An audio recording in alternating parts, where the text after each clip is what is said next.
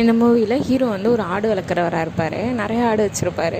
அவர் பண்ணையில் ஒவ்வொரு ஆட்டுக்கும் ஒவ்வொரு பேர் வச்சுருப்பார். பேர்லாம் ரொம்ப க்யூட்டாக இருக்கும். மோப்பு, லில்லி. அவர் ஆட்டு பண்ணையில் ட்வின்ஸ் ஆடு கூட இருக்கும். அது வந்து யாராவது கார் வந்தால் முட்டும் போயிட்டு ரொம்ப அழகாக பாசமாக ஆடை வளர்ப்பார்.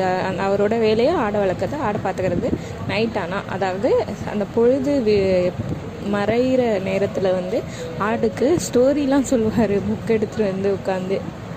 அப்படி இருக்கும்போது வந்துட்டு போய் சர்ச்சுக்கு டொனேஷன் கொடுக்குறாரு. அவர் யார்கிட்டே பேச மாட்டார் போல, பார்த்தா அப்படி தான் தெரியுது. பேசுவார், ஆனால் அவ்வளோவா கம்யூனிகேஷன் வச்சுக்க மாட்டார்.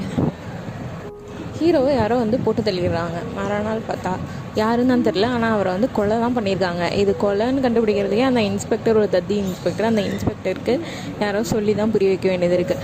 அவரோட உயிரில் படிக்கிறாங்க. அவங்க பொண்ணு மட்டும் தான் வராங்க, அவங்க பையன் வரல. இதுலேயே ஒரு மிஸ்ட்ரி இருக்கும். இந்த ஆடுங்கள்லாம் சேர்ந்து யார் கொலை பண்ணியிருப்பா அப்படின்னு சொல்லி டிடெக்டிவ் வேலை பார்த்து இந்த யார் கொண்டிருப்பான்னு சொல்லி அந்த போலீஸ்க்கு க்ளூ கொடுப்பாங்க.